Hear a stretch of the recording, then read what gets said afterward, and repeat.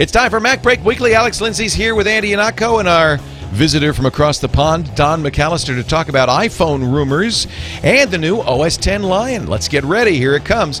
MacBreak Weekly is next. Netcasts you love. From people you trust. This is Twit. Bandwidth for MacBreak Weekly is provided by Cachefly at CACHEFLY.com. This is MacBreak Weekly, episode 254, recorded July 5th, 2011. Dude, where's my DVD? MacBreak Weekly is brought to you by Audible. To download the free audiobook of your choice, go to audible.com/MacBreak. And by Gazelle, the easy way to sell or recycle the used gadgets lying around your home or office. For a 5% bonus payment for your used gadgets, go to Gazelle.com and use the offer code MacBreak. And by FreshBooks, the easy online invoicing service that gets you paid quickly and makes you look more professional. Get started with a free package at FreshBooks.com. It's time for MacBreak Weekly, the show that covers everything going on in the wonderland, the never-never-land, the fairyland that is Cupertino, California, soon-to-be home of the giant spaceship from another planet. Ladies and gentlemen, to join us on the panel today from the Pixel Corps, pixelcorps.com, Mr. Alex Lindsay. I like to think of it as a high-tech lifesaver. It looks like that. A donut. Yes. A hemorrhoid pillow. I think lifesaver. Landing on Cupertino. Yes. To protect its bottoms. They should just land it. They should build it somewhere else, and they should land it there. Wouldn't that be funny? Yeah, build it somewhere else and float it in. Yeah, that would be great. Hover it in. Also with us from Chicago, Illinois, via Boston, the celestial based of Wanbith, Mr. himself, Mr. Andy Ihnatko. Well, we decided to consolidate all the flyby states into one giant metroplex. Since Californians don't believe that east of the Mississippi, it's just there's New York, there's Boston, there's New York, there's Florida, and that's it. And apparently you are deep under the sea of Easter Island because I see a tiki god there on your screen. No, I've added an ROV. So right now that's somewhere on, should be the eastern, a fixture in the Marianas Trench known as Thor's Twins. So basically you go in through there and then you can go up to 9,000 feet. Amazing. Hopefully, I'm looking for one of them volcanic magnesial fissures that will be able to look and discover new life and perhaps give me something to do on those Thursdays. What do you do on a Thursday? You may as well explore the sea. New life or Jimmy Hoffa. I'm pretty sure if he were down there, he'd be dead. But I mean, I'm sure it would give some peace and solace to his family if we found him. Absolutely. Finally, ladies and gentlemen, from Liverpool in the UK, Mr. Don McAllister of Screencasts Online, joining us today with his plant. With my plant in the background, and my nice pink tinge. Yeah, you are a little... I can fix that. I have... No, it makes me look healthy. I can pretend I've been sitting outside all day. Instead of pasty and pale, you're actually... I need every help I can to look healthy, so that's fine. Let me play with this here. Let's see if I could change your hue to... I have like the Photoshop thing in this TriCaster where It does match the lower third, though. Yeah, you're kind of complimentary to our... Yeah. You know what, Don? I am moving this dial all over the place. You are so pink that apparently I can't, in fact, change that. It's all right. I can live with that. I can't. Your hue. Maybe I've changed somebody else's hue. Your hue is permanente. Oh, no, cool. Wait a minute. Here we go. Nope, not a thing. Oh. Not even moving the dial. Could be heat stroke. Are you hydrated, Don? There we go. Yeah, now I'm fixing it. I'm hydrated. I've got my glass of water as well, so I can always throw it. Now he's flesh-colored. I've gone brown. He looks like a giant thumb with a mustache. Don, thank you for being here. I'm sorry. We didn't mean to insult you right before the show began. That's okay. We decided to wait till the show started. Hello, everybody. Thank you for joining us. And once again, we bring you the news of the Macintosh world. There is some interesting news about the iPhone 5. We're hearing lots of reports now from Digitimes, which is the Taiwanese supplier newsletter. a report that Pegatron, which makes laptops normally, has received orders for 15 million iPhones. Now, the original Digitimes report said the iPhone 5, but then they also said that the hardware is surprisingly similar to the iPhone 4. That sounds to me like it's the 4S, not the 5. That's good because then my wife won't notice because she just bought the iPhone. Did she really? She asked me. She actually asked me. She's like, "So when is the new iPhone coming out?" I'm like, "You know what? You're never going to know when the iPhone's going to come out." And she doesn't use it hard enough. No, she should buy it. I think the 4 is a good choice. The only problem with the 4 is it's so fragile. My son took a dip with his 4 yesterday, and it's because the screen was cracked and the circuits were exposed. It didn't really survive the plunge. Yeah. So, you're not supposed to swim with the iPhone. And especially if the iPhone circuitry board is bared to the world. Yes, that would probably be worse. I would like them to go back to like a plastic back or something like that. It's the glass on the back. Well, that I think it looks like the 4S looks just like the Samsung Galaxy S, which is plastic and curved. Right. And I would bet Gorilla Glass, although doesn't Apple use its own kind of... It's pretty hard glass. Hard glass. But I wish it breaks wasn't. so easily, though. I have to say, both my kids have broken their iPhones multiple times. And my father bought one and broke it in 2 days. 2 days. Dropped it, broke it. And I find that even with the iPad 2, my kids play with the iPad 1, my old iPad 1, and I'm hesitant to want them to have an iPad 2 because you think it's more breakable? It just feels a lot. I don't know. It just feels a lot more fragile than my more beefy iPad. CNET also has a report that the iPhone 5 and iPad 3 will come in October. Andy, what I'm wondering is, do you think there will be 2 iPhones this fall? What is that? No, just saying that I've got this fashion accessory on the bottom of the back of my iPhone 4. It's a piece of gaffer tape that's holding some cracked glass together. You too? Yeah. Wow. It was full, well, because you put things in your pocket and then you bend down to like pick something up, some groceries, and then it falls out. Then Lisa, my business partner, Lisa broke hers in 2 days. It fell out of her pocket. I mean, it's only a $20 repair. It's an easy thing for them to fix, but I feel as though I need to remind myself that we need to take better care of our toys. Yeah. So I think that if we see the next whatever the next iPhone is, we see it, then it does not have glass on the back of it. Right. I think that'll be the lesson. All along, I've sort of wondered if part of that decision was to make sure that if one side of this thing is going to break, absorb the impact by fracturing, they'd much rather have a $20 piece of glass that is easily to replace in the back rather than have the screen crack and just sort of total the entire phone. Who knows? It's going to take years before we find out whether it was just an aesthetic choice or whatever. Don, I'm sorry. Yeah, I mean, I must be really lucky because I have dropped my phone a couple of times, but it's never been of sufficient height to make the glass crack, so I've been lucky. But I have to say that iPad 2 does feel a lot slippier, and it does feel a lot more fragile. And also, I've had a few narrow escapes with the smart cover detaching from the magnet. If you pick it up in a slightly wrong way, it is very easy to actually break that magnetic seal. And it falls off all the time. Yeah, you got to be really careful with that. Digitimes also says that a number of Taiwanese-based companies that supply Apple with parts for its gadgets have begun to prepare materials for an iPad 3 or a next-generation iPad that is, quote, even thinner and lighter, end quote, as well as supporting a 250 pixels per inch display, not quite the 326 of the Retina, but still, I think, what is the current PPI of the iPad 2? It's lower than that. I believe it's 160, something like that. Yeah, so 250 would be noticeably nicer. Well, that would get us to that 2K image that we're talking about, or close to it. So it'd be the 1920 HD. by It'd be HD by 1080 or well, it's not 16:3, so it'd be 1920 by. Or would Apple do a 16:3 iPad? I don't think they would. I hope they don't, actually. I think it kind of screws up a lot of things. Yeah, I have the 16:9 Samsung, and when you're reading, it's weird. It's just a little too tall on the. It's like the reason why legal size paper never really caught on outside the law community.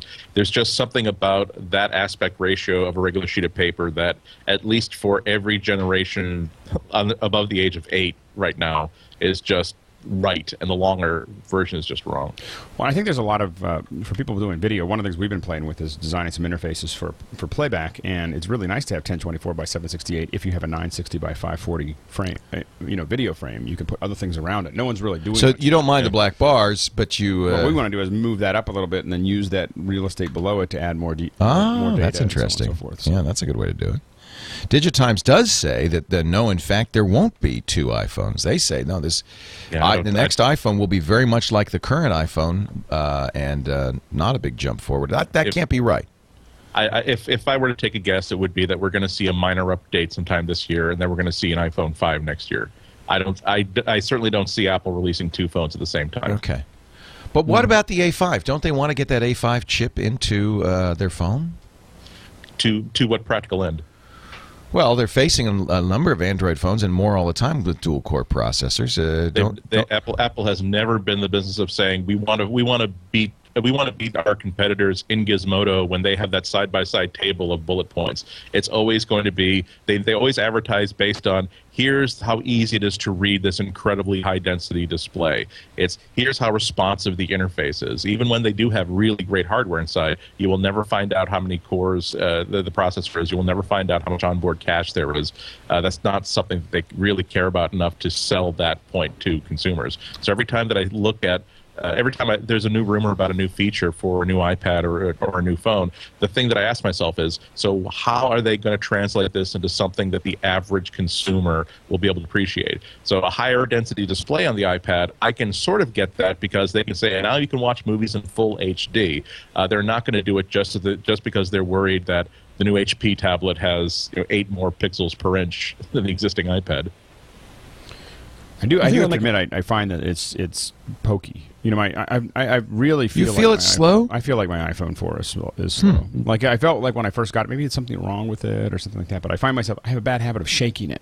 Like it's going to make it go faster. Like I hit a new app and I'm like, okay, come on. Does that work with your children too, Alex? Yeah, no, it's not. I don't. Okay. Yeah, I mean, I think they will make the play, though, won't they? I think they'll go down if they're not going to bring out completely brand new iPhone 5, that they'll make a play for the performance aspect of it, and they might just include the dual processor as a side comment. But I mean, they did the same with the 4S, didn't they? When they came out, that the S stood for speed. So they definitely do see the performance of the phone as being a selling point. So if there aren't any major features, we very well might see the dual processor. And in fact, I'd be surprised if we didn't, to be honest. I'd be happy if they just made the iPhone more durable. I'll take the same iPhone, thank you. Just make it so it doesn't break so easily. Does that do it? Is that something Apple could conceivably do? It's called an OtterBox. Yeah, I mean, maybe just a better case. What do you got on yours? You looks like you have something pretty heavy duty on yours. On mine? Was it yours? I saw some. Oh no, it's the guy behind you has got a big old Is it a Mophie? No. Big old case. Nobody could see him, so there's no point in bringing it up. Oh, it's just a rubber band. Oh, you got the Apple. Never mind. He's got the exact opposite. He's got the little Apple case on that thing. That's guaranteed to let your phone break. First time it hits something. Yeah, I've got a couple different cases. The battery case, the gimbal case, which is probably... I have a tough case upstairs. It's like you could throw the thing. In fact, the ads, they actually drop it off the roof of a building. Right. And those are... but it's ugly. I don't, this is the problem. You make a gorgeous phone, and then you put it in an ugly case. Well, what, Yeah. I mean, I started off with the band, but... I've long since given that up, and occasionally I use my Mophie when I need the extra battery life, but normally I just use the plain old phone. It seems to slip in your pocket a lot easier as well if you haven't got any, with nice glass sides. Yeah. So I tend to keep mine without. It's for me, the big worry has always been not so much protection, so much as I really think you need to have like that strip of rubber that just keeps it from sliding around. Just something to grip it on. Yeah, I think I didn't have it in the bumper case when it fell out of my pocket. I kind of think that if I'd had some rubber in there, it's not like I was hanging upside down to pick up this thing off the sidewalk. I think it would have stuck to my shirt pocket a little bit better if I had some rubber on it. We may say that Apple doesn't need to do a new phone, but the investing community does. Bloomberg reports that Apple shares dropped 3.5% this month, capping their worst first-half performance in 3 years. Bloomberg says its investors are waiting for new products and worried about Google. I don't know if stock price is a good way to predict what Apple's about to do, to be honest. But this obviously the market thinks that there's going to be... Because the market's always right. Yeah, I've never had any faith in that. It's sort of like I would love to see like market analysts be like sports writers in the late 40s saying, Ted Williams' batting average this season went down 3 points to 397. It's all over for the splendid Splinter. Time to trade him. It is kind of like that, actually. No, 3.5% down. Oh, no. And when I talk to these analysts, and I always have to use it in my dumb voice because I am dumb when it comes to the business side of that sort of stuff. And really, they've never been able to sway me from the idea that, according to Wall Street, every year has to be every year Apple has to have the greatest year they've ever had ever. And it's not just Apple, though. That's the tech investor, right? That's true for everybody. But it's just ridiculous to assume that. Well, realize that last year they introduced a brand new product that didn't exist before, that had no competition for, and that 2 years later they're still making money hand over fist. But now there are 8 other people who are making just as good little smartphones. So maybe this is not the year that they're going to again hit 450 instead of 400. Well, but I think that one of the things when we talk about Apple's big savings account, the $70 billion. Is that what it's up to now? I think it's 70. I think it's 70. It might be 75 billion. That is a big. That's FU money. To Wall Street. It's kind of like it's like they don't care. If you want to ride along and buy some of their stock, everyone gets to play along, but they no longer need you. From a publicly traded company. Sometimes I wonder when I see that number getting bigger and bigger and bigger, whether Steve is secretly planning to buy Apple back and stop becoming a public company. That would be one really interesting use of all that cash. That's a nice threat. Say, well, if you're unhappy with the profits we're making you right now, we'll buy your stock and keep the profits for ourselves. Yeah. If the stock dropped enough, I think that Apple might be. It's not unusual to have a stock buyback for a company to show its faith in the stock. Of course, Apple hasn't needed to do that because the stock has been so strong for so long. But other companies, I think Microsoft's done stock buybacks. Apple's so uninterested in the market, though. I wonder whether they just want to buy back the. Why not go back to being private? You know why? Because it's so expensive right now. The stock is still, what is it, $300 bucks? No, it would have to drop a lot. It would have to drop a lot. So do you think I don't think they're betting on that. No, I don't think they are. Verizon day after tomorrow eliminates the unlimited data plans. Verizon, like AT&T, going tiered. It's what they call usage-based billing. So are you paranoid of changing your AT&T? Because I'll lose the... Yesterday, when my wife was setting up, the guy got on the phone with me and he said, you can change your text messaging. You'll save some money. And I was like, no, they try to do that. I was like, do not change anything about my account. Yeah. I was like, Well, I wish you'd asked him. Okay, does that mean now that I have another 2 years on my deal? Does that mean my data plan changes? Tell me what the effect he said it does not affect my data plan. He assured me, but I was like, I'm not talking to some Yahoo at a store. And what are you going to do? Because once they take it away, they're not going to give it back. Yeah, and I was the Yutz on the phone told me. Yeah, I was like, let's just leave it exactly the way it is. I'll pay the extra money. Well, two things on that. I did change my text messaging plan because I added one more person who I exchanged just enough text messages with to make the extra $5 very, very much worth the money. And he's got a girlfriend. And he's got a girlfriend. No, I don't. I found out that. The thing is, Leonard Nimoy has switched carriers, and he forgot to hide his text messaging number. My friend Lenny. And that didn't affect my unlimited data on my iPhone. Okay. The other shocking piece of information, and this is something that another one of those instances where I asked the same question 3 times in a row because I'm sure I've misunderstood. Someone was talking to me about how they had an original iPad. They have the original unlimited data plan. Their credit card expired. They forgot to update it with the new information, and so it lapsed. And so they had to re-sign up again. And they were on the reduced, the limited, the capped bandwidth. They called, said there was a mix-up with the credit card, and the AT&T rep allowed him to switch back to unlimited data. No.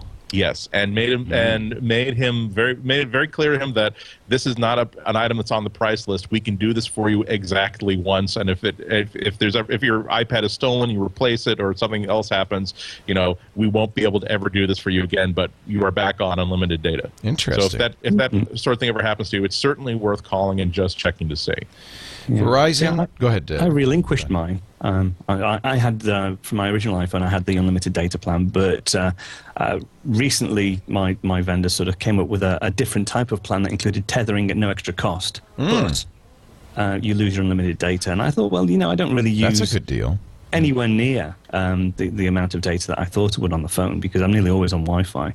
So I thought, oh, okay, I'll do without it. So now I've got tethering on my phone. and I've lost my unlimited That's data. worth it. I think that's worth it, Don. I Yeah, would do because that. That's, by the way, Don's in the UK. This is not something probably offered by AT&T or Verizon, but probably not. Yeah. Probably not. But that's interesting though. That late this year, when iCloud becomes available for every Mac and every iOS device, I'm really curious to see how my own 3G data usage is going to be affected, because I really do intend to use iCloud pretty heavily for at least for keeping documents in sync and stuff like that. That actually was my question, which is this really a tempest in the teapot? Do we really care about unlimited data? But yes, we will, is what you're saying. Yeah, and it's not as though it would be really desirable for us to always be syncing over 3G. There will always be it's not as though 3G unlimited means that you never have an awareness that here are 8 places within sight of Route 128 of this exit where you can get free Wi-Fi. But if you're in a position where you're transacting hundreds and hundreds of megabytes of just updates and just pushing sync items out, right now it looks like the fact that it's just pushing out changes and not original docs, that hopefully should mitigate things a bit. But there's going to have to be a new reality about how much data that you use over 3G now that when iCloud gets into the picture. The Verizon pricing, $10 for 75 megabytes. That's a joke. That's adorable. Isn't that cute? That's for Barbie's iPhone. I would like to smack you in the face right now. Whack! That's 75 megabytes. Thank you very much. $30 for 2 gigs. 2 gigs is not unreasonable, although $30 for it seems a little bit stiff. Yeah, it's pricey. $50 for 5 gigabytes. Now, let me ask you this. Isn't unlimited data on Verizon and AT&T 5 gigabytes unlimited? Or is it unlimited? I never get a straight answer on this. Anybody know? I believe they define unlimited as 5 gigabytes. I think so. So what we're talking about is $50 for 5 gigs, which is essentially what you're getting now. Yeah. And then $80 for 10 gigs. Now, I think that might, for some, that might be a good plan. $10 a gigabyte if you go over your allotment. That's the difference, because even though the unlimited was 5 gigs, they wouldn't necessarily ding you at 6 or 7 gigs. It might take a while before they start dinging you. And the $10 is actually a lot better than, like a MiFi is $50 a gig? A gig. Extra. $10 a gig extra. So if you bought, so let me just do some math. If you bought the 2 gig plan, which many would, for $30, you go to 30 gigs, it's $40. You go to 40 gigs, it's $50. It's not going to kill you. Right. Yeah. But it's slightly more than you would pay if you bought it ahead of time, and that's exactly how the pricing should be. Yeah, I think people really need to start right now, making sure that they keep an eye through system preps. Keep an eye on how much they're transacting a month. I was surprised. I thought I was a pretty heavy 3G user, because I will be in Panera working for 2 hours. I won't even bother connecting to the Wi-Fi. I'll just use 3G all the way. And even so, exceeding 2 gigs was a really profoundly rare experience. I have to aggressively be hitting the Netflix and hitting the Sling box in order to get anywhere north of that. It's funny, the iPad, though, I did go through 30 gigs in a month. So it was the iPad. Yeah. But that's different, maybe, and the usage pattern was different. And maybe I forgot to turn on Wi-Fi or something. I don't know. Could be. Hey, let's take a break. We've got a great cast of crew of people here, including the lovely Alex Lindsay, the eloquent Andy Ihnatko, and the pink Don McAllister, all here to talk to you about your iPad and your iPhone. And yes, we have Macintosh news coming in moments. But before I do that, I want to talk to you about Gazelle. Now, here's a great thing. If you've got an iPhone right now, and the new iPhone does come out soon, you will be very happy to know about Gazelle. You might want to jot this down. GAZELLE.com. Gazelle is a way that you can recycle or sell your used gadgets. All that stuff lying around your house. Don't sell it, Gazelle it. They will send you cash or an Amazon gift card, a variety of different payment plans. I think you get even a little bit more if you get the Amazon gift card. Excuse me. And I'm going to tell you how you can get 5% bonus in just a second. First, let me explain how this works. You go to Gazelle.com. By the way, notice this, your data is safe. They wipe your data, so you don't have to worry about that. You enter in, let's say I've been working on an iPhone 3G. Did they just put it over a bulk eraser? No, I don't think so. They have data specialists. I've got a 32 gigabyte 3GS. This is my wife's phone. My phone has no noticeable flaws. It looks like it's never been used. I'll be honest. Slight wear, faint scratches and stuff. I'm going to be honest here. By the way, they'll give you a quote, but they reserve the right to modify that quote. It's free of water damage. If they get the phone there and it's got a big scratch down the screen. What? Holy moly. $185 for that old 3GS. That's fantastic. That means I'm going to really almost be able to pay for that new phone for Jennifer. Well, I'm excited about that. So here's what happens. There you go. There's the offer. Now I get a box, and they will, by the way, give me a mailing label, so I don't pay for shipping. And this is, when I add the box, you'll see that I can add as many things to the box as I want. In fact, this is probably a good idea to go through the garage, find all sorts of stuff. Got more stuff to sell? Old satellite radios. I do have an XM, an old XM radio that I would just love to get rid of. Yeah, that's it. It's the Delphi Sky. Let's see, is it no noticeable flaws? And yeah, because it's still in the box. I never use it. Anyway, so you go through this, and this is fun kind of to go through because as you go through it, $8. It just shows you how valuable that XM radio is. Oops. There will be stuff that I'll do another one. Let me do another one. Not even a large cheese pizza. I know it's sad. Well, it's nobody really wants it. But in fact, I'm pleased I can get $8 for it. But occasionally you'll get stuff. Let's say I have a laptop in here. I'm going to say it's a Compaq. Yeah, this is my item. Sell it now. And then I say in the condition, it has functional or physical problems that prevent use. Let's face it, sometimes that happens. But don't feel bad about that. They're not going to give me any money, but what I'm going to do is press the recycle button. And they will recycle this for you. So add everything to the box. Some of it will be money for you. Some of it they'll just get rid of responsibly, and I like that. They use EPA-certified U.S.-based recyclers. They guarantee none of it will end up in the landfill. It's all recycled responsibly and environmentally safely.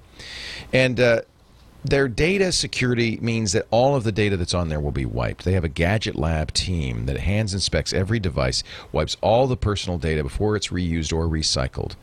So, Cloud Blue is their current recycler, but they're just really great. One more thing I want to tell you about. Gazelle is a great way to raise money for your cause. If you have a charity or a school you're trying to raise money for, forget a bake sale, have a gadget drive. You can create a gadget drive page. Look at this, 3 items in my box already worth $193. I'm feeling good about this.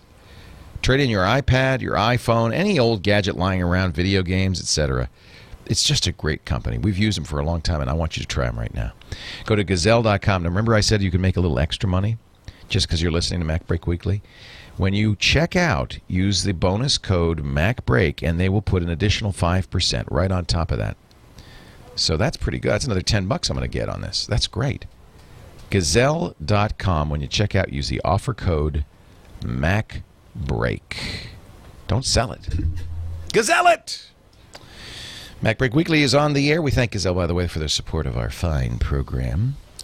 Lion is apparently gone Gold Master. I'm excited. Does that mean any day now? It's got to be soon. It means damn soon. I was expecting it as early as today.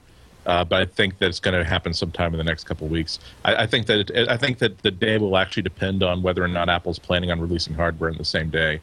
If the rumored updates to the MacBook Air are happening at the same time, then it's going to happen on a Tuesday. If not, if it's just the release of the OS, I'm guessing it's going to happen on a Friday. So, do you think it'll be this week? It could be.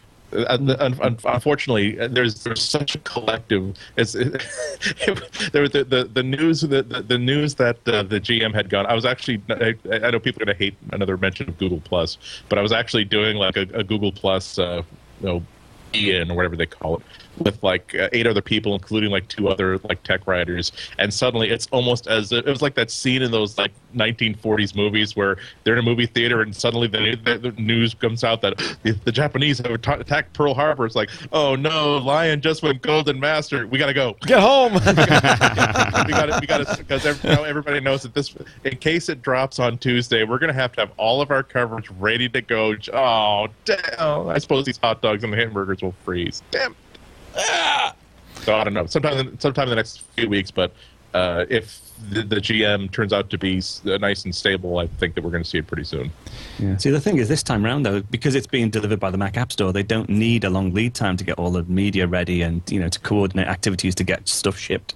They could presumably just throw a switch when it is ready. That's something that's completely changed, isn't it? Yeah, but I have a feeling and I'm hoping so because I'm actually going on holiday for a week tomorrow, and I hope they don't release it while I'm on holiday. I have a feeling that they might wait until after the earnings call this month. Because they tend to do this sort of like slingshot thing with the earnings call, in that they'll have a stellar quarter, and then the next day or the day after they announce a brand new product, and that sort of gives it like a slingshot effect. So I'm sort of thinking, although it could drop any day, I'm sort of thinking they're going to leave it until after the earnings call. When is the earnings call? That's using the new. Is it the 19th? Is it? I think it's the 18th or the 19th. When is the chat room? When is the Apple earnings call? They could find that for us. There are a number of new features in line. This is one I didn't know about that I love. They still have the migration manager, but Tuesday, July 19th at the 2 19th. p.m. So let's say the 20th. It'll be Wednesday, right after MacBreak Weekly, of course.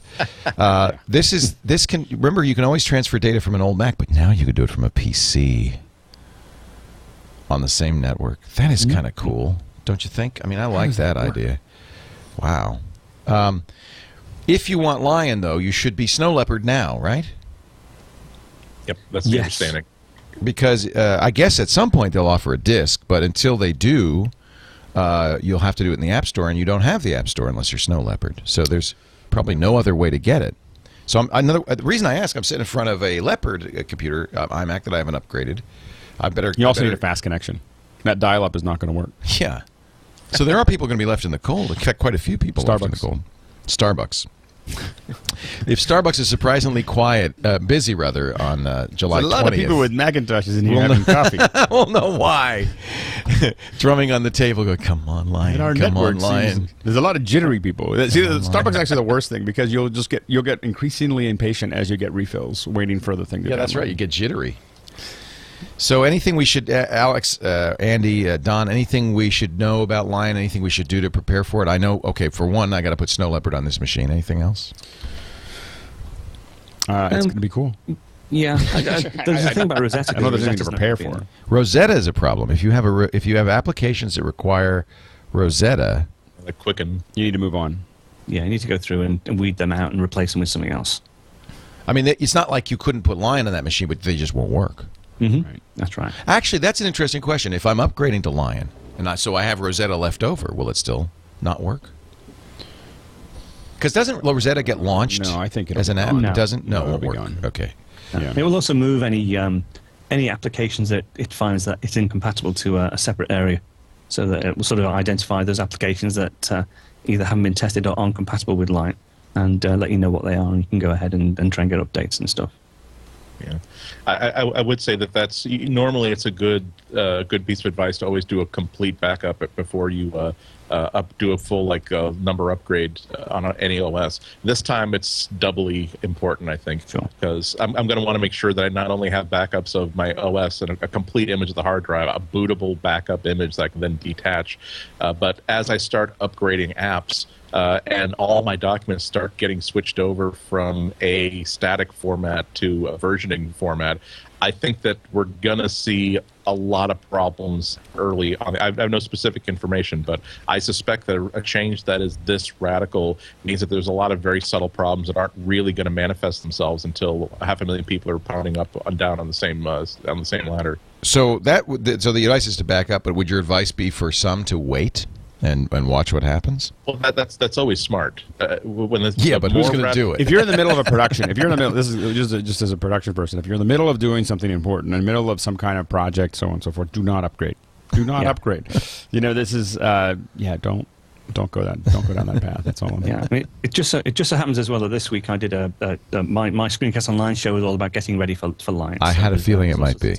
Yeah. So tell us give us a few tidbits and save the rest for the people to go to. No, well, it was basically what Andy said. Make sure you have a backup. I mean, Apple actually do put a 3-stage process on their website to say this is how you will upgrade to Lion, but they miss out the backup stage, which is very naughty. So backup is critical, really.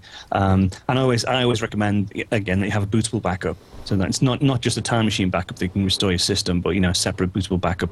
It's really easy. In fact, Super Duper's just been updated. It's now Lion compatible. One of the reasons last time when a lot of people didn't move across to Snow Leopard was that Super Duper took about 3 months to actually tested and launch. And I know an awful lot of people, myself included, was really hesitant about going to Snow Leopard. But, props to the guys. They've actually released the Lion compatible version before Lion was actually out there. So that's great. So go ahead and get Super Duper and back it up. Let me tell you how dedicated these people are. Most the head of the company is a guy by the name of Dave Nanian. He had plans months in advance to leave for Italy for a big bike race that he's been training for 8 or 9 months, where it's just the Boston Marathon of bike races. And when he found out that the Golden Master had dropped, he was basically meant that, okay, I really thought that I'd be spending the next 12 hours just sort of casually getting things ready and making sure my bike was in order. Instead, it was everything was done to make sure that he's free to go, that the app is ready to go, that everything has been fixed, and that there's a big plan for whatever happens in the next 10 days. So that's dedication. It's a great app. It's the app that I use for backups all the time. EasyOS 10 in the chat room has pointed me to an article from a week ago in at CNET. I'm sorry, MacFixit, the MacFixit portion of CNET, saying that Quicken may run in Lion because Apple's very aware of how many people use Quicken 2007 on OS 10. So they're trying to figure out a way. There is a project apparently at Apple to keep enough of Rosetta around so that you can run Quicken at least for a while. Does Quicken run well on the Mac? Because I guess QuickBooks is useless on the Mac. Is it really? Just, you don't even bother. Never used it. I mean, it's completely useless. I mean, and so the thing is that you. I gave up using Quicken ages ago. So well, we use QuickBooks. We use QuickBooks. We use PCs, but it's on for PC. It. Yeah, because and so that's actually the number one reason that Carlita's using a PC environment is just to run QuickBooks. Yeah. Well, and Lisa uses QuickBooks on Windows, but she's using QuickBooks Online. We use the online version for our business. So yeah, I don't know. Another good tip for people if they are at all cautious about using Lion is to perhaps create a second partition and run your current Snow Leopard, and then clone that across to a separate partition, and update Lion on that partition and try it for a week, and then just switch between the two. I mean, I'm currently doing that with 4 partitions on my Mac Pro. I've got 2 Snow Leopard partitions, one with the old version of Final Cut and one with the new version of Final Cut, and then 2 Lion partitions again, one with the old version of Final Cut and one with the new version of Final Cut. So I'm constantly swapping between 4 different partitions, which does get a bit confusing, but at least then you know you've always got a known state you can get back to, and it works pretty well. I think that also anytime you do an update, this is an opportunity to rethink the way you manage your data. And it is really useful if you've got data all over your computer, is to start thinking about a document folder that makes it much easier for you to move the most important documents around and keep things straight. I think a lot of us can get pretty lazy and have documents everywhere, and it really makes a difference to have them all in one place, so that you can move them around, and then also think about whether you want your media local on your computer or not. This is always that kind of soul search that's possible, or best when done connected to a new upgrade. Think about how you're doing it, how it's worked in the past, and whether you want to continue going down that path. I actually think that once a year or once every couple of years, it's a really good idea not to do upgrades, just to start with a completely empty hard drive and just rebuild everything from scratch. Yes. I do it with every new update. Yeah, I upgrade my computers frequently enough that my rule is that I will never transfer information. I will never just clone my old data to the new one. I'll always start brand new with the system folder without any foreign system extensions in there. With Lion, I'm not sure if I'll do that. I'm so busy over the next couple of months, I probably will not bother to do it that way. But if I had a normal life over the summer, I would probably try to think of this. And if not for the fact that I just bought a brand new MacBook Pro like a couple months ago, I would be giving serious consideration to making sure that I start fresh. You never know. There's so many applications that will install system extensions, and I'm absolutely baffled whenever I look inside that folder, inside the library, to find out. It's nice to start fresh. It really is. It's funny, and it is, on the one hand, very easy to do an update. Apple really is the best at doing this. It really, an in-place update that I've done it many times, goes well. On the other hand, Apple, as we get App Store and Dropbox and Cloud soon, it's so easy now to start with a completely fresh Mac and get it up to speed. One of the reasons to buy stuff on the App Store is you just press the button and say install all of that, and then I have my Dropbox. I say connect to the Dropbox. My data, I'm done. So in a way, a fresh install. I just got the new i7 iMac, the 27-inch iMac that came out. It's sitting in the box because it's going to be for the new studio, and I'm not in a huge hurry because I know it's going to be a trivial thing to just turn on Dropbox. I actually use something called Voila from LaCie, which gives me 400 gigs of cloud storage, and I'll have everything on it pretty quick. Well, and I think that is my number one reason that I want to buy everything on the Mac App Store. Oh, totally. Is because knowing that I can get a new computer, or I can, as I do the update, other than the really high-end professional apps that I'm putting on that I know that just aren't going to move to Mac App Store anytime soon, knowing that there's only 2 or 3 of those and everything else is just going to be like install boom, all, boom, boom, boom, and then I'm going to go to lunch and come back tomorrow, or come back later in the afternoon, and they're all done. Yeah, that's usually the most guessing dramatic thing. Yeah, I'm getting a lot of emails from people asking, will it be possible to do a fresh install, from Lion? How's it going to work if you have to have Snow Leopard on first and then you download Lion from the Mac App Store? How can I then do a fresh install? I think it's common knowledge now that there is actually within Lion this recovery partition that's created during the install. And then from that recovery partition, you can actually reinstall Lion to your existing partition. So it's in effect, it's like you get a DVD with Lion, but it's actually a separate recovery partition on your drive on your Mac that you can boot into. The worst part of Windows that they're saving. It's just terrible. There is actually, in the developer version, and I presume that this will be the case in the Gold Master. I would love to know if somebody who has the Gold Master, if they would check. You can do show package contents, and there is in fact a file, a DMG file in there that is the install disk that you could pull off, put it on a thumb drive. Now my question is, could I then install it on a blank system or a Leopard system directly? Once you have that. Once I have that file. And I'm going to be very curious. Have you played with that at all, Don? I've heard it can be done, but as a developer, I can possibly condone the opening up of Apple packages, but it does work on a thumb drive, I've heard. Yeah. So the details are pretty straightforward. I don't have the exact name of the file, but it's actually fairly easy to find. I think it says install Lion, something like that. So all you do is you open show package contents, go in there, and there's a DMG file. It'll be fairly large, I would guess. Yeah.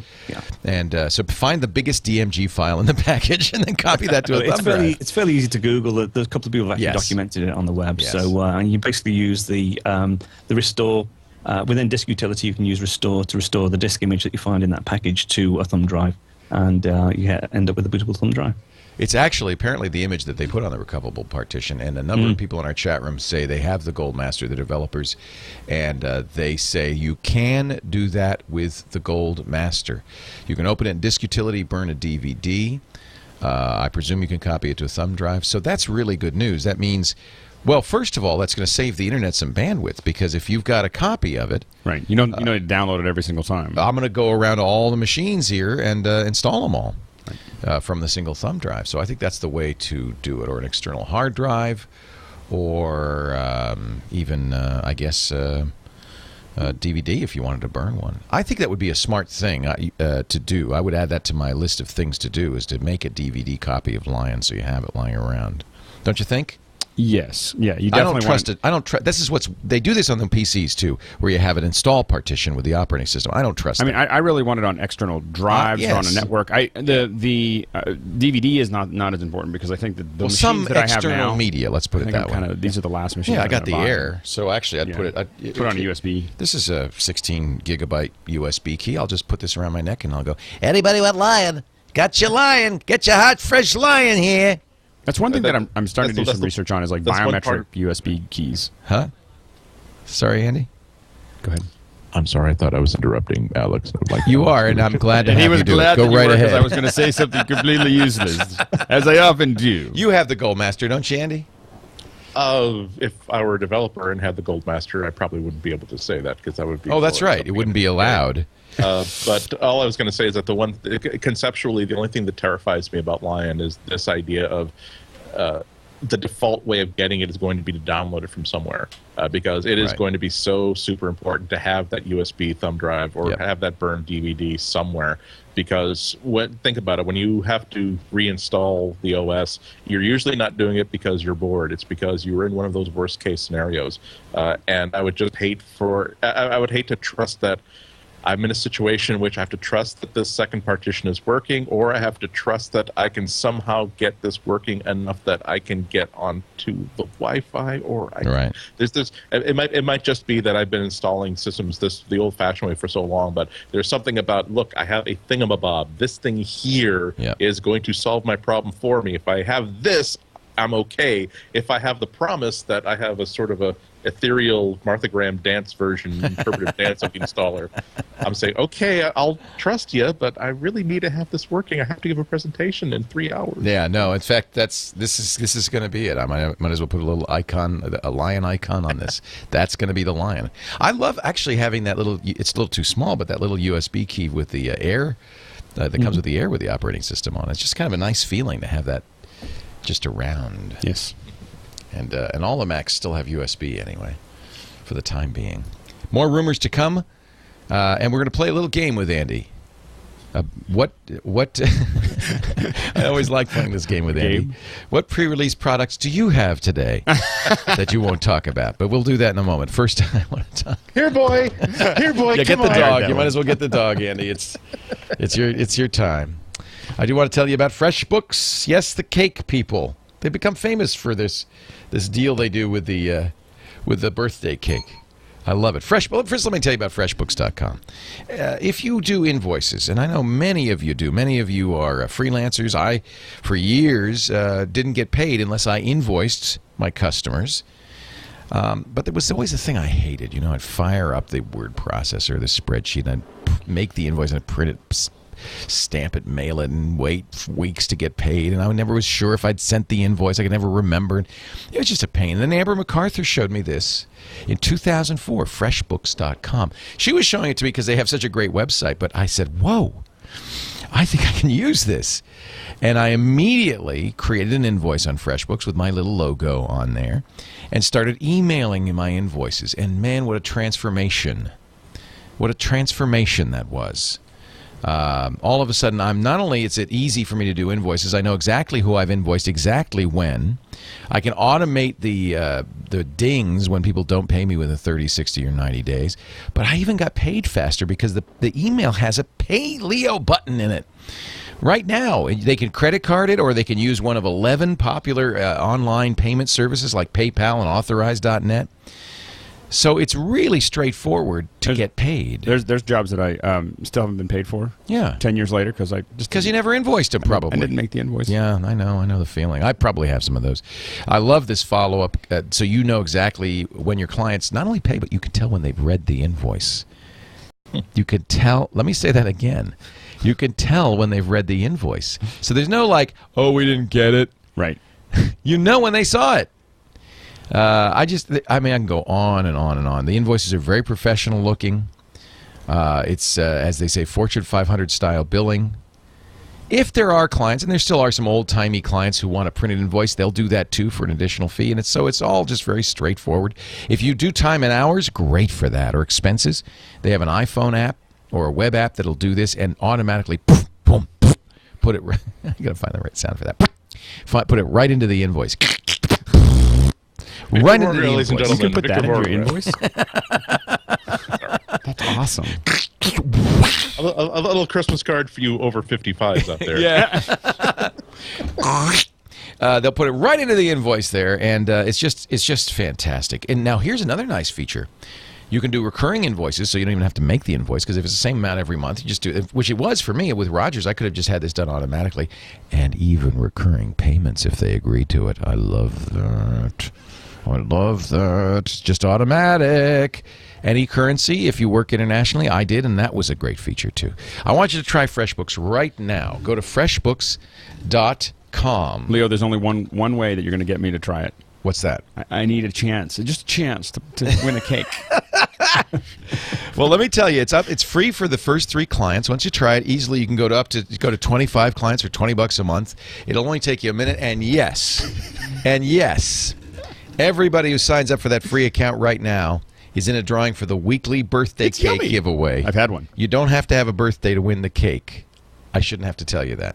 No. It's your birthday every day of the year with FreshBooks. Does it come with the song? No, because America Online Time Warner would ding us if we sang the song.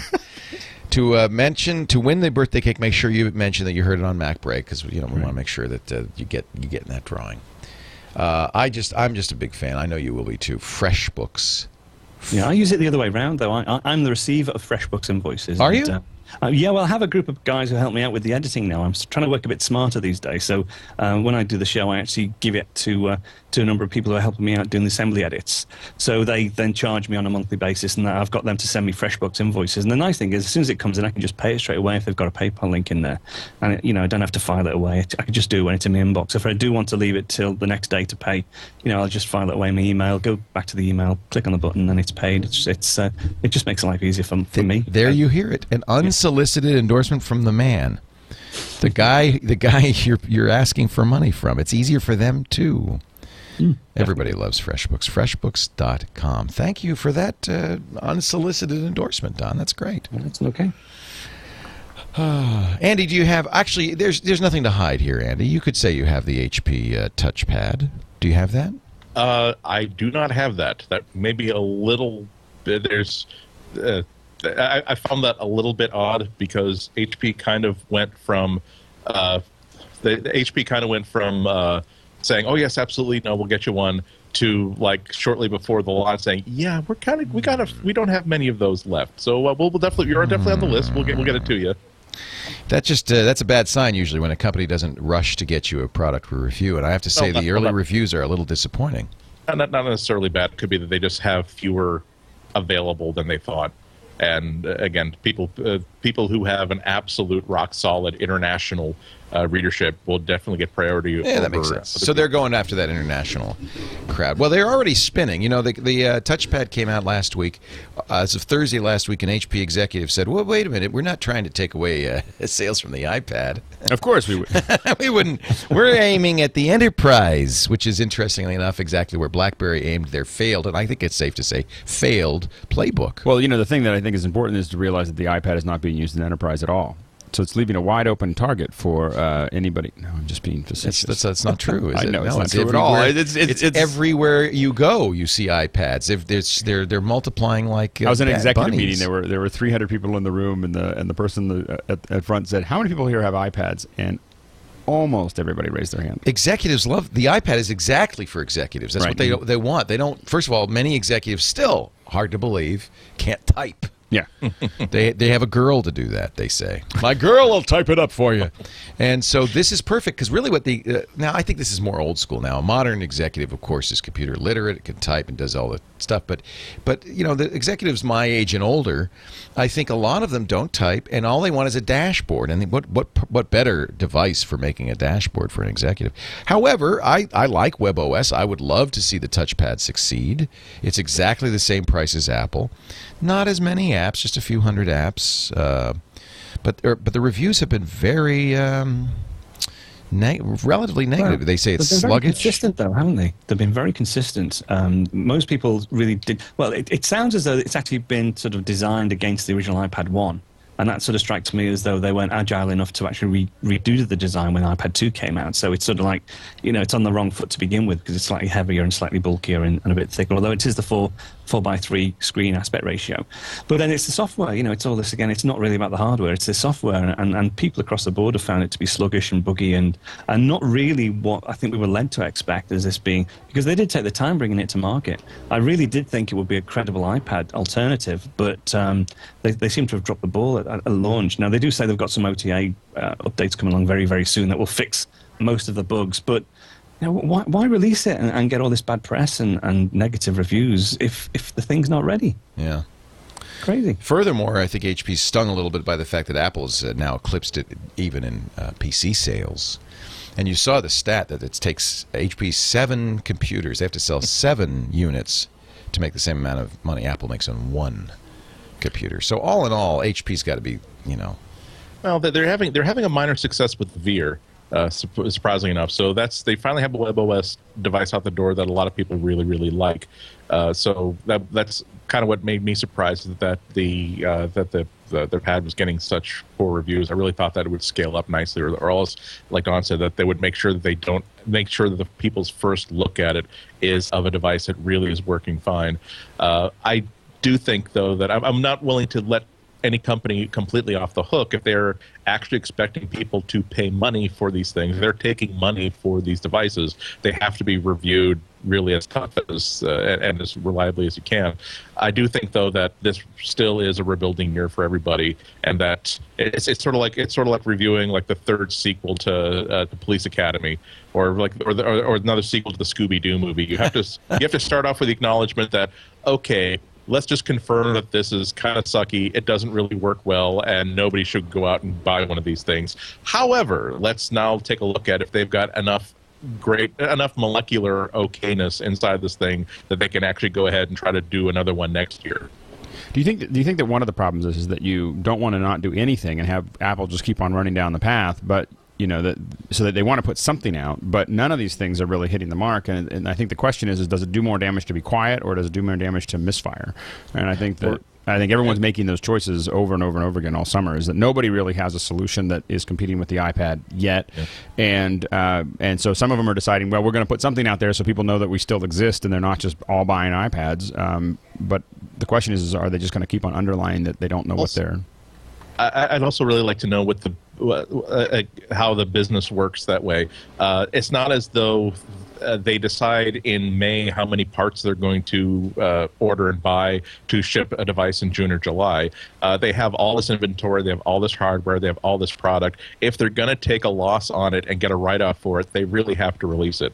I think that's kind of I think that's kind of one of the reasons why we're seeing so many obvious misfires being released this year, because last year they made these plans, they came up with a design, they thought that it was going to be like a PC where all you have to do is design a box, put a mouse on it or a trackpad, and make sure it has the form and the shape of this thing you're trying to compete with, and you'll be at least 75% of the way. But it turns out that there is a great deal of secret sauce involved in the iPad, and a great deal of infrastructure that has to be in place in order to give the user that kind of compelling experience. So I really think that the whole point of releasing the touchpad is to make sure that they can get those write-offs and maybe limp back, take the lessons, and come up with something better for 2012.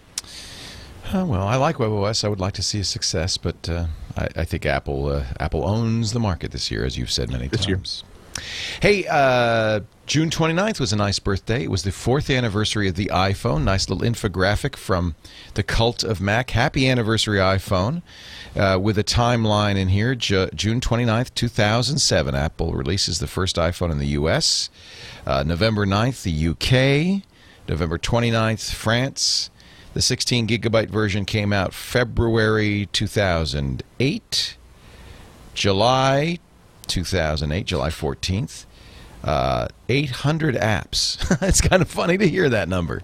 800 apps in the App Store and 10 million app downloads. The 3G came out June of 2008.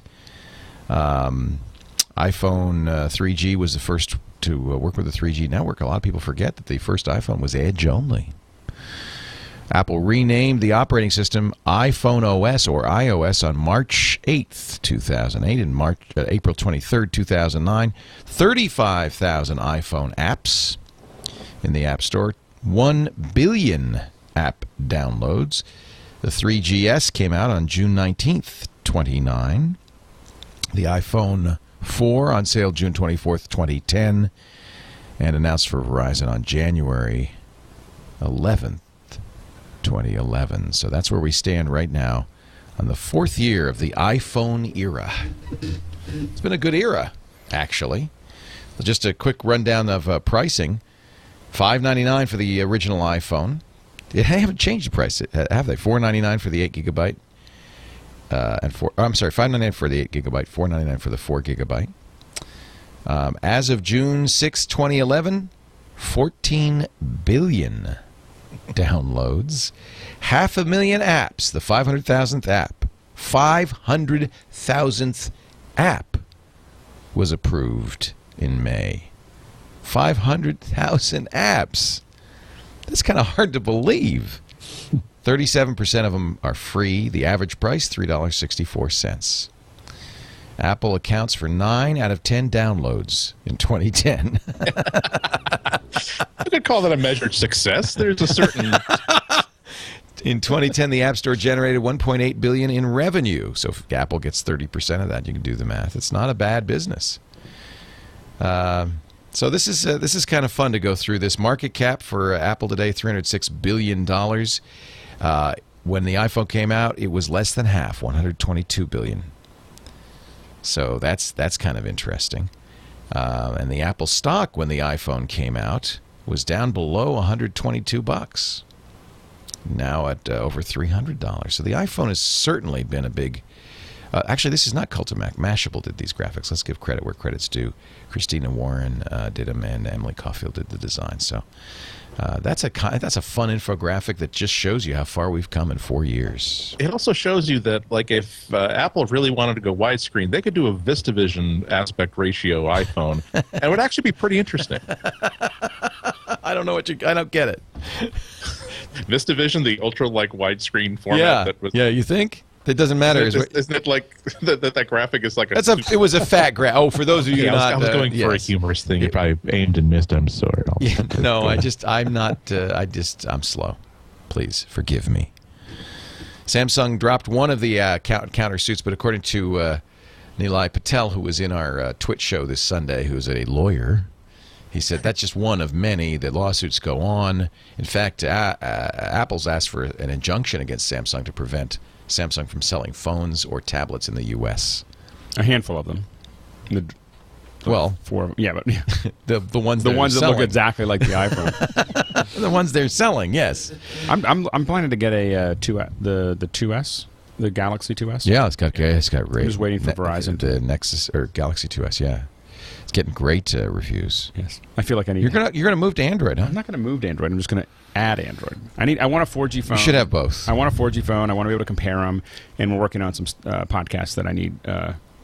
I wonder how many people buy Android phones because they want 4G. Is that a significant market? I want to have a 4G something, and I was looking at, do I get a MiFi 4G or do I just get a phone? And I've decided to just go ahead and get a phone. And Apple, by the way, spent a little bit of money, $4.5 billion in conjunction with some other companies, to buy the Nortel patents, 6,000 Nortel phone patents, keeping them away from Google. Google's highest bid was $3.14159 billion. Sound familiar? $3.14159 billion. They had prime interest. Yeah. Now, some people say that Apple will use these to sue. Of course, it could just be purely defensive. Yeah. A lot of times you have patents just to defend against Google. Be interesting if Apple has gone after, as you know, Samsung devices and other Android devices. You think they'll go after Google? Well, I think they wouldn't do, because given that Google was really after the whole pie. Yeah. I think Apple wanted to make sure they had a piece of it, more than a piece of it. Sorry, I got a little obsessed with the 3.14. Well, Leo was not amused at all. He was just like, really? It does you went teach back us there? I asked you a serious question. So go ahead, Andy. Go ahead, Andy. Oh, no, I was just going to say, it does show us that Google does not have 6.02 times 10 to the 23rd dollars available, because that would have been their next bid. Yeah. No, I think the bids, all three bids were mathematical constants. Well, when you see all of these arguments, I mean, all the lawsuits that are, you can see why these patents are so important. All these lawsuits that are getting slung between Nokia and Samsung and Google. I think that Apple definitely wants to make sure. I think it's more of a defensive than an offensive thing of just making sure that they can do those things. I don't think they need to sue anybody for it, but I think that they do for these kind of patents. I think they just want to make sure that they don't end up on the wrong end of a lawsuit. Apple also got kind of dinged in a lot of the blogs and message boards for getting a patent for essentially every smartphone, every multi-touch smartphone that could ever be invented. But it really doesn't look like like you say, Alex. It looks like a defensive patent and not an offensive one. It's silly that such a simple, broad patent could be actually issued, but I don't feel as though that's a dangerous thing to have out in the field, or at least not dangerous in Apple's hands. Last story, and then we'll get to your picks of the week. Skype 5.2 comes out. Skype will not give up until they get the Mac version working. This one now adds, interestingly, group screen sharing. This, I think, might be a response to Google Hangout, part of their Google Plus launch. There's no screen sharing there, but you have multiple multiple user groups in the Google Hangout. Skype for Mac has had that multi-user capability, but not screen sharing. Now they do, which makes this kind of an interesting product. How many total can you share your screen with? In Skype? Was it 5? I don't know. It's not 10, which is what Google Plus lets you do. Google Plus is an interesting product because I haven't done that yet. So you can screen share up to 10 people in the Hangouts. no, Hangout has no screen sharing, and that's my point. Is that this is to one up Hangout. Right. We will be covering, by the way, tomorrow at is it 10 a.m. tomorrow? We'll be covering the Facebook announcement. It's expected that Facebook will announce something like Hangout using Skype. So this might be part of that. Hangout, for those who don't yet have Google Plus, which I know is most of you, allows you to have a video chat with a group of 10 total, you and 9 other people. I've done quite a few of them, and it works quite well. What's interesting is people like Michael Dell can't stop doing it. Michael Dell of Dell Computers, he does a Hangout like every day with strangers. Many of the Google senior staff also is doing that. It's kind of interesting.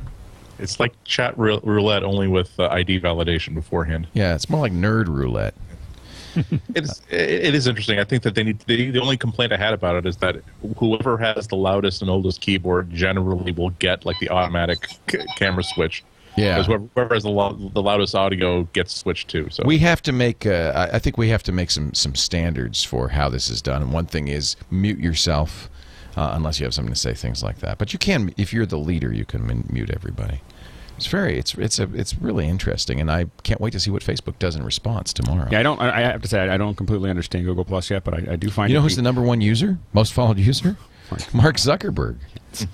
That's just silly. He doesn't post though, so Right. it shouldn't really count. If he posted a lot, you know who does post a lot? The guy who founded MySpace, Tom Anderson. Oh, really? He's very active on Google Plus. He's got a lot of time on his hands these days. Ouch. Ouch. All right. You know who the most followed woman is? Ms. Gina Trapani. There you go. Very proud of that. I don't want to spend a lot of time talking about Google Plus. If you want to hear more about Google Plus, we spent a lot of time talking about it on This Week in Google last Wednesday when it launched. In fact, we had interviews with the two guys leading the project, Vic Kundotra and Bradley Horowitz. But we also on Twitter on Sunday spent a lot of time. Scoble joined us. We talked a lot about Google Plus. He's a very active Google Plus proponent. It's interesting. You know who's also in Google Plus? Newt Gingrich. My team and I are considering how to best use Hangouts. We believe because they're limited to 10 people that the topic should be very narrow so as to attract people to care specifically about these issues. I think if Hangouts becomes a big part of the 2012 campaign, that'll be interesting. Well, it's not a surprise, given that it's a free service. It's definitely within Newt Gingrich's fundraising price range. Listen, I got to say... And with a maximum of 10 people per chat, I think he's also got his voting target. Yeah, all of his base is allowed in. No, but listen to the topics that he wants to... He says, please let me know if you're interested in any of the following topics. Privatizing NASA, NIH reform, repealing Dodd-Frank, repealing Sarbanes-Oxley, Federal Reserve monetary policy, creating personal Social Security accounts. I mean, all of this is, of course, has always been part of his agenda. But, I mean, I think this is great. Judicial activism, increased funding for brain science. I think this is fascinating. I just don't know if Hangouts is really the place to do that. Well, if there were some way... Now, I think, Corbis, I appreciate you telling Newt that he's on Twit, but I'm afraid he'll misunderstand that completely when you say you're on Twit. He'll be like, I'm a Twit? What are you talking about, Corbis von der Slossen? Let us move on to our picks of the week, but before we do that, I want to tell everybody about the best darn place to go to get audiobooks. I am such a fan. I don't have to tell. Say it with me. Everybody, together now. Audible.com. I heard them all saying that. We're huge Audible fans here at Twit. Not only because they were one of our first and best advertisers, they really supported Twit, which is funny because in some ways you might think audiobooks and podcasts don't mix. But I think really the same people who like to listen to shows like this are going to love listening to books. And I do a lot of book listening. And I know all of you do, too. It's the only way I read text heavy. Nowadays, it's the only way to read anything. Yeah. But I was talking yesterday with some friends who read books on the Kindle or the iPad, and I said, I read all the time, and the way I find time to do that is Audible.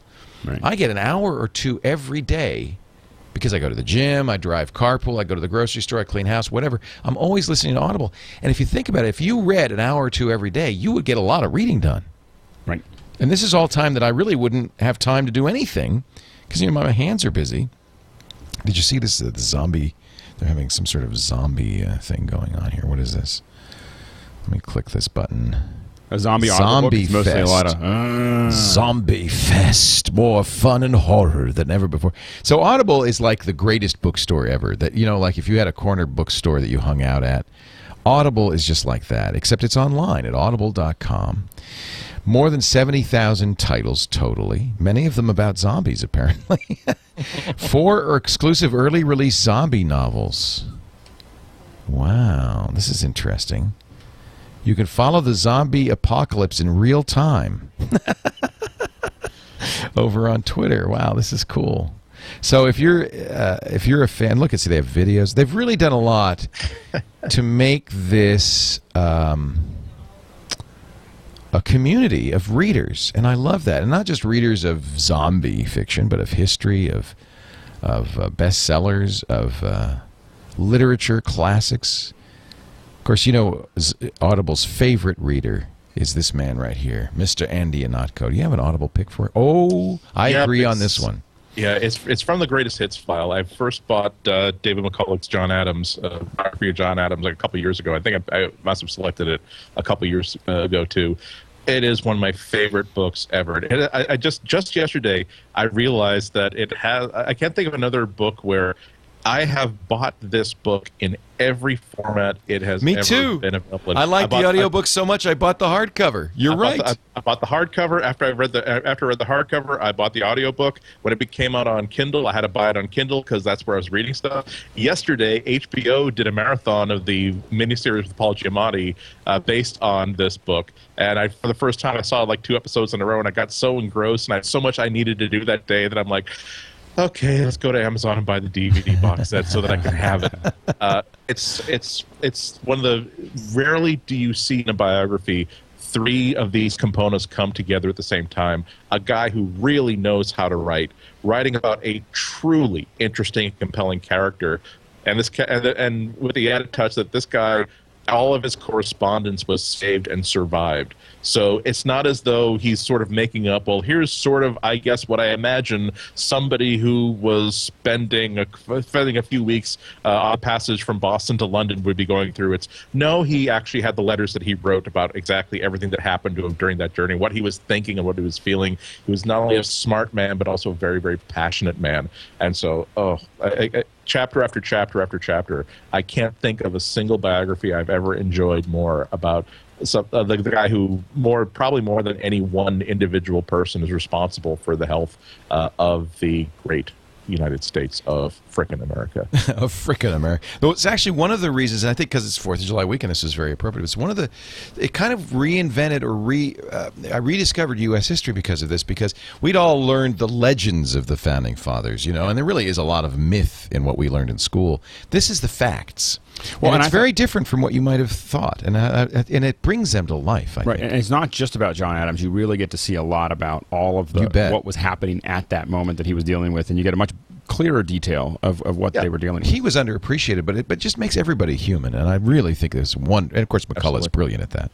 Yeah. And you think about how important it was that all these battles got fought, but it was also important that you got to send a dude over to convince the French to please we need your navy. We don't have one, but that's as strong as what we need to fight. Could you please send some ships? They need a guy to go to go and like say, hi, yeah, Dutch guys, could you lend us $10-15 million just so we can keep this army going, because we need to feed them and bullets. I mean, we keep asking the British for them back after we fire them, but they're not sending many of them back. There is an abridged and an unabridged version. You could take your pick. I would suggest the unabridged. You want it all. I did listen to the abridged when it first came out because that's all they had, and now, of course, they have a full treatment of it, which I highly recommend. And here's the best part. It's yours for free right now if you go to audible.com/MacBreak. Do you ever get the abridged versions of anything? Not anymore. Yeah. But in the early days of audiobooks, it was all abridged, remember? Right. And that's one of the things Audible, I think, has really done a service to us all. They early on said, we're going to make a commitment to unabridged, to the full recording. It's one thing when you have to get cassettes and CDs. You could see why they might want to abridge a book like this, which is 30 hours. That's going to be 30 CDs. The cost of that would be prohibitive.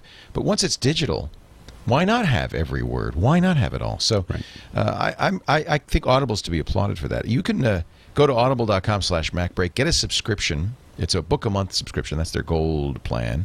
First month's free, first book's free, and yours to keep. Cancel at any time. So you got this book. It's yours. Absolutely free. And what a great book to add to your collection. John Adams by David McCullough, one of our greatest historians and also a brilliant narrator. He doesn't narrate this, but his voice you will recognize from many documentaries, and he's just great. I love him. Do you find yourself getting attached to books? Like you get to the end of one and you almost feel like you can't start a new one because that was such a great experience. You almost want to go back and listen to it again because you're just so attached to it. This is why you want an Audible subscription, because what I do is I will get shorter books as palate cleansers. So I will do a long trilogy or a book like this, John Adams, and then I'll say, okay, palate cleanser, I'm going to do Solaris, and then take a little break, and then I'll come back and do another trilogy or a long book. And that's why it's nice to have a subscription to this sucker. Audible.com, and I say that in the nicest way when I say sucker. Audible.com, like a giant lollipop you can't stop licking. It's getting worse. Audible. We have a show time. Audible.com/MacBreak. And by the way, if you listen to our shows, we have recommendations all the time. One of the things we decided to do, and one of the reasons these Audible ads have been very successful, frankly, is because we make it a little book club. And really, the ad is only 30 seconds or so. It's the review of the book that goes on and on and on. But I like that. I mean, to me, it's kind of fun. We're all readers, and I trust that many of you are as well. And so it's really fun to recommend great literature, great books, great history to our fans and friends. It's easy to talk about Audible, given that all of us use it heavily. Oh yeah. Even Don does, I think, right? I should do. I did subscribe in the early days when there was a free offer on, but I'm just so busy. I need to make more time for myself so I can do this sort of stuff. You do. Or do more laundry. Yeah. But I don't have a commute with working from the studio at home, so that used to be a place to listen to lots of stuff. I actually get in the car and drive around in circles just so I can listen to audiobooks. I see him. He just goes by my house. I know he's going to be back in 10 minutes. You see the red Mustang, you know I'm listening to a book. Yeah. Don McAllister, your pick of the week, sir. Okay. Right, I'm going to do a Mac pick, since it's a MacBreak Yay! Weekly. And I'm going to do a very simple little application that's available on the Mac App Store, or you can go to the website to get it. But it's something that I use quite a bit. In fact, I actually use it every day. And it sounds a bit weird, but I mean, I use Sketch all the time for doing screenshots. Me too. And capturing bits of the screen and then annotating them or saving them and doing things. But I've found another use for wanting to capture bits of the screen, and that's to sort of use it as like a virtual notepad. So I use this package now, which is called Screen Float. And basically what it is, it's like Sketch in that you can capture part of the screen, but it doesn't disappear when you move to another window. It basically floats above the screen until you decide you've finished with it. So, you know, if there's a note on a web page, it just want to just snap very quickly to refer to. I actually did it for itself. I mean, I snapped the information panel off the Mac App Store, and it's been sitting on my desktop ever since, and I've been on Twitter and everything and looking around. But it's really, really nice. I use it a lot with capturing parameters in Final Cut Pro, so if there's some parameters that I want to capture quickly to either retype or just make a note of, I'll capture them using a screen float panel, and then it can stay on screen for as long as it wants, and then when I've finished with it, I'll just pop it away. It does have a library as well, so you can keep them. You can actually archive them and put them away so that you can actually recall them again for later on. But it's not fairly expensive. We have to stop saying this because it's £4.99. I think it's about $7.99. Yeah, which very it's a affordable. Mac application. I love the new era of apps. That's all I have to say. Well, this is an app. This is a perfect example of an app that you really wouldn't want to spend $49 on, because you have this functionality built, not only built into OS X, but also built into things like Sketch, which you might already have. But it adds a little feature. I'm with you. I just bought it because I like the problem with Sketch. You have to drag it to the desktop and then you can insert it. Just the simple little feature of having that float there is worth $8 to me. I think it's great. great. That it sticks on the screen until you want to get rid of it. It's fantastic. It's really, really good. I'm constantly putting screenshots into blog posts or into G Plus and stuff, and the ability to just drag it then, it would be really handy. So I'm going to buy this. Good pick. Thank you, Don. I just installed it. That's when you know a pick is good, was when the entire panel just says, okay, I got it. Yeah. Alex Lindsay, your pick of the week. So this one's a little self-serving, I admit, but this is it's a world announcement. So if you go to dvgarage.com and you look at right down below, you have new Conduit 2.2 64-bit beta for Final Cut X and Motion 5. So you are now making Final Cut Pro 10 plugins. So and it's a beta. So this is a free beta, so you can download it. Cool. It costs, and it's going to go until the middle of August. We want people to play with it. This will work in Motion too. Well, that's the big thing. So we did, I've said this before. We did 200 visual effects shots in Motion. Well, you could not have done it in Motion without Conduit, because Conduit gives you basically this nodal interface that lets you build it. What we are kind of moving towards now is the idea that Conduit, this nodal kind of visual programming interface, lets you build very complex plugins for Final Cut through Motion 5. There's Carlita turning green. Yes, there's Carlita, and she was game enough to let me key her. So you really do need this more advanced interface to be able to do really some. Well, you can do a lot of great things with Motion, but if you're going to do the high-end compositing that we did for a couple feature films in Motion, you're going to need this interface to do it. And what this lets you do now is actually use this visual way. You don't have to write a lot of code, but you do a visual way of creating some really complex effects inside a Conduit and then publishing those out to Final Cut with just a couple simple sliders. It really it takes your little chihuahua and turns it into a big Rottweiler really quickly. So anyway, I don't know if I want to say the Motion 5 is a Chihuahua. It's more like a golden retriever. There you go. But it really adds a lot of teeth to it. So definitely check it out. It's free. Well, it's free right now, which is nice. Beta. It's a public beta. We want people to bang on it and download it. And so anyway, definitely check that out. And also, I will be showing it on our we have usually an internal stream on Wednesdays called CSID, and I'll be showing that if you want to get more information about where to go for that. You'll be able to go to pixelcore.com/live, but you can follow me on Alex Lindsay or at Pixelcore. You can follow Pixelcore on Twitter, and we'll announce it. Hey, we're going live, and that'll be tomorrow afternoon. And so definitely check it out. It is we're pretty excited about it. Cool. That's all I have to say. Cool. Great pick. And now is your turn, Andy Ihnatko. This is a great camera app for the iPhone that I've been just nuts about since I downloaded it about a week ago. It's called SynthCam, and it has an approach to what I love about the camera in the iPhone is not only is it a good just snapshot sort of camera, but the idea of the camera is not really just the lens and the image sensor, it's actually the app that runs it. And so the app can actually have a really cool approach to how to put a photo together. What SynthCam does is it takes still photos, but it uses the video camera, not the still camera. You know that there's a still 5-megapixel camera, but then there's the HD camera. What it does, and unfortunately, I've got a couple sample pics to show what it does.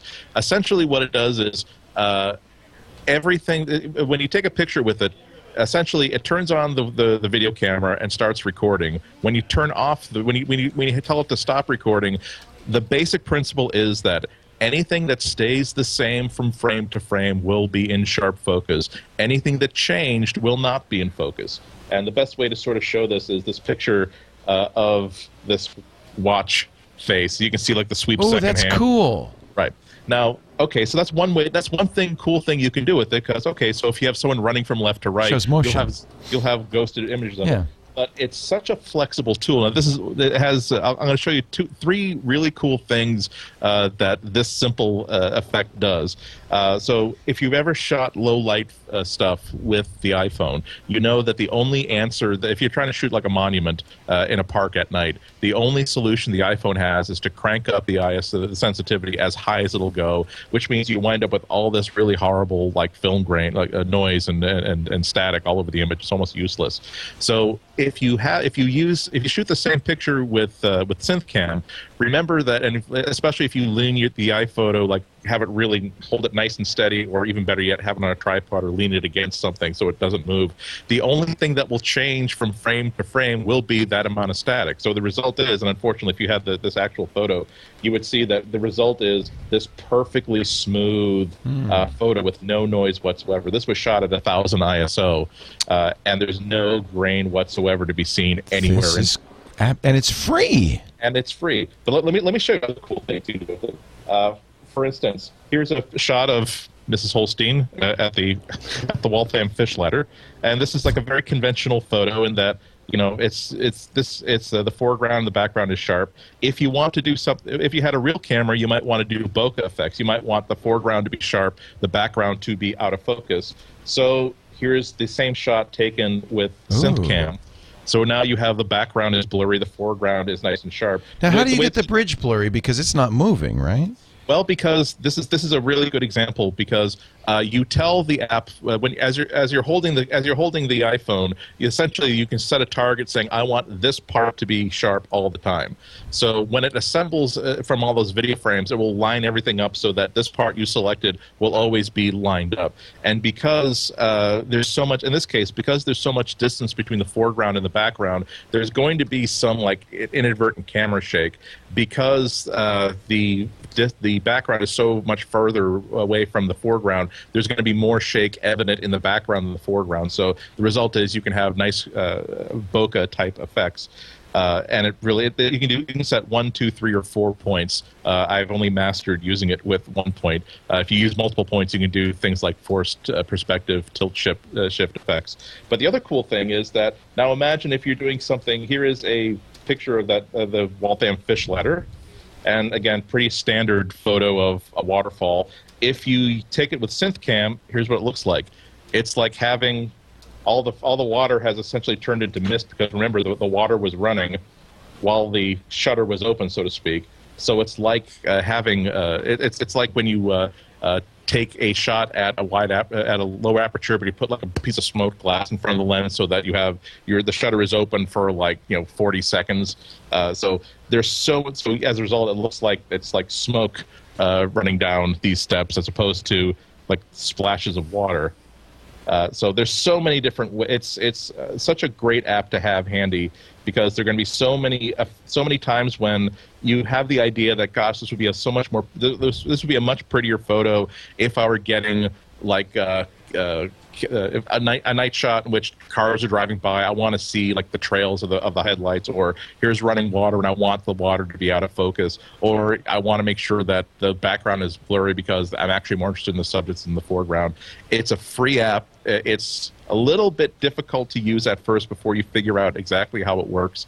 The other problem is that because it's putting together a final photo based on the HD camera, you're not going to get 5 megapixel photos. You will get essentially 720. It'll be like a frame off of a 720p video. Oh, okay. But so in terms of resolution, but when you look at things like, again, night shot photography, I really do think that you'll get better photos from this app because of the total lack of any noise whatsoever versus what you'd get from 5 megapixels with all that noise and all that grain involved. In any event, it's one of those great apps that you just have on the phone, just like those apps that will not take the picture until it senses that there's no movement in the camera. If you have this app on the phone, at some point you'll be in a situation where it's exactly the right way to get the right photo at the right time. And it's written by an interesting fella. Is it Mark Lavoie? He's a professor at Stanford. In fact, he teaches their course in iOS software development. And so it's kind of neat. A lot of very well-known apps have come out of that famous Stanford class. Yeah. And I think it's good that the professor does one too, and happens to do a very, very, very good one. Really I think that's great. Thank you, Andy. Great pick. Mine is a very simple pick, but something perhaps you'll want to pay attention to, and it is a website that is going to tell you, it's roaringapps.com, whether your app is compatible with Lion. And this is something we kind of all need right about now, roaringapps.com. And they've got little check boxes with green lights next to the apps that do work fine. Yellow exclamation marks next to the ones that don't, and question marks next to the one they're not sure about. You could add your input and help, because it's a wiki. And I think it's a really good idea for a wiki, an application compatibility wiki for OS X Lion, roaringapps.com. One more thing to add to the list, and make sure you go to Don's Screencasts Online and watch his screencast on getting ready for Lion. I hope we get it sooner than July 20th. It'd be kind of nice to get it soon. I just want to see the new machines if they come out. That's what I'm excited. You think they'll have new Airs at the same time? I don't care about the new Airs. I want Minis and Mac Pros is what I'm interested in. I think the Mac Minis due for an update. Mac Pros are due for an update too. Are they? Yeah, they're long in the tooth. They got really. I have a nice 8-core i7 Mac Pro. I'm not feeling too bad about. They don't have Thunderbolt. That means It's all about Thunderbolt, isn't it? It's all about. For the people who are using the Mac Pros, absolutely. Yeah. You know, that's a pro solution. And I do have my Air that is also fairly recent, less than a year old, and I'm going to be bummed when they come out with a new Air, but okay, fine. Fine. You will find Don McAllister at Screencasts Online. That's the place to go. Indeed. You can also get that screencast he did this week on Getting Ready for Lions. Yeah, I still have that special offer as well. So people, it is a membership site. So I do put out some free videos. I put out a free video every month. But to get the weekly video, you do have to be a member. But there is a coupon code that's been ongoing now for quite a while called MacBreak Weekly. And that gets you 50% off the initial joining fee, which brings it down to something like $28 or something. Is that one word, MacBreak Weekly? MacBreak Weekly, yes. A must-have. Become a member. Do it now, because you want that Getting Ready for Lion, if nothing else. Yeah, there you can see it on the front page there. That's this week's show, but that will change tomorrow. I'm gonna release tomorrow's show early with me going off, so it's Final Cut Pro 10 tomorrow. Oh, how exciting! Well, Nice. you work fast, Don. Always a pleasure having you on. Thank you so much for being here. We really appreciate it. Screencastsonline.com. See, he's not at all pink in that shot. Thanks, Don. Thanks to Andy Ihnatko for joining us and his dog Spot. Andy is available in the beautiful pages. He got him, but he didn't need him, it turns out. And the pages of the he's always good. He's always welcome. Of the Chicago Sun-Times, and of course online at the Celestial Waste of Bandwidth, and he's at Ihnatko on Twitter. That's spelled, I have no idea how to spell it. Ihnatko. Thanks, Andy. Great to have you here. Finally, last but not least, from the Pixel Corps, pixelcorps.com for the Guild of Multimedia Artists, and pixelcorps.tv for their great podcasts that they make. We got another live stream coming up on Thursday. What are you doing Thursday? We're going to do this every Thursday now, I Every guess. Thursday, there's something different. So we're doing, it's going to be Gear Media Tech Live. So we're bringing back Gear Media Tech. We're going to be talking about podcast stuff, everything from audio production and video production to some post-production stuff. And so we're going to be going through that. That's 6 p.m. Live at pixelcorps. And you can just follow me or Pixelcorps on Twitter. We're also going to be talking about Conduit tomorrow. Oh, good. 3 p.m. Pacific Standard Time. But we'll put that out. So that's coming up. Very excited. Should be fun. We thank you all for joining us. Don't forget that you can still buy a brick, but the time is running out because we will be occupying the Twit Brick House July 24th. So exciting. We're very excited. Our first show will be Twit that Sunday, and then that whole week we've got extra chairs, so we'll have up to 50 people in. If you want to come see MacBreak, there's plenty of room. Okay. If you want to see MacBreak Weekly, our first MacBreak Weekly will be on July 26th from the Twit Brick House. You can come, and we have room for 50. Now, this from now on it's an absolute must. You have to email Eva, EVA, my sister, at twit.tv to reserve your spot if you're going to come and be part of the studio audience. We want to make sure that everybody who wants to can get in, but we do, and we do have lots of space, but we also anticipate lots of people. So please, Eva at twit.tv if you want to come. But we would love to have you in studio with us. I think it'd be really great. And if you would like to buy a brick, you'd be in spirit with us in studio 24/7.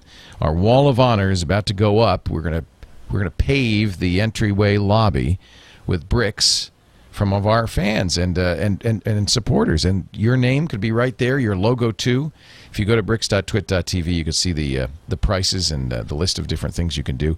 If you're outside the U.S., call us toll free 1-855-TWIT-BRX 1-855-TWIT-BRICS BRX, and you too could be part of the Twit Brick House. We're very excited. It's costing a lot of money to build this. That's one of the reasons we're raising money through bricks, but we're in good shape. I think we're going to raise a lot of money. It's beautiful. The studio just looks great. And one thing I wanted to kind of reassure people. A lot of people say, "Oh, Leo, it's going to ruin Twit. It's going to ruin the casualness, the laid-back atmosphere." No, we're going to be just as bad as ever. We'll just have more space to do it, more capabilities. My goal is not to make Twit bigger at all, just to make it better, to give us more capabilities. The reality is this wasn't really This is designed for a one-man show, and Yeah. it's now turned into a much larger enterprise. And things like the LAN party we want to do. Alex and I were talking about something else we'd really like to do using that space on Saturday nights. And there's just a lot of stuff that I'd like to do. So that lets us do it without in any way improving the quality of our performance. In fact, we're thinking of going to some standard def, circa 1990. Well, somebody asked me actually, all high of our, 8 cameras. All of our video downloads will now be I'm sorry, I take it back. We'll offer exactly what we are offering right now, but we will also offer a 720p version, a high-def version of all of our shows in video. And I'm talking with a company called Influxus with doing a paid, because it's expensive to do high-def streaming.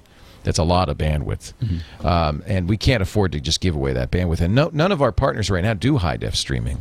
So, but Influxus does, and so we're talking about making that a premium for subscribers, people who are already donating. In fact, I think if you buy a brick, we'll guarantee that everybody who buys a brick will get in on that, at least for the first few months. It won't be forever. But that'll be kind of one of the benefits of buying a brick. So we will offer an HD stream at some point. Of course, you'll have to have a lot of bandwidth. It's the other reason we don't do it, is it requires a lot of bandwidth on your end as well as ours. But so there's a lot more that we can do. Everything's in high def now, and as a result, we can give you high def broadcasts. So thank you for your support. We appreciate it. Bricks.twit.tv. Thank you all for being here for MacBreak Weekly, episode 254. You can, if you want to catch the show live, we do at 11 a.m. Pacific, 2 p.m. Eastern, 1800 UTC at live.twit.tv every Tuesday. So please come by on a Tuesday, and we'll see you then. And if you miss it, don't worry, because we offer video and audio of all of our shows at twit.tv/MBW for MacBreak Weekly. Twit.tv/MBW. I'm Leo Laporte. Thanks for joining us. Now get back to work. Break time is over.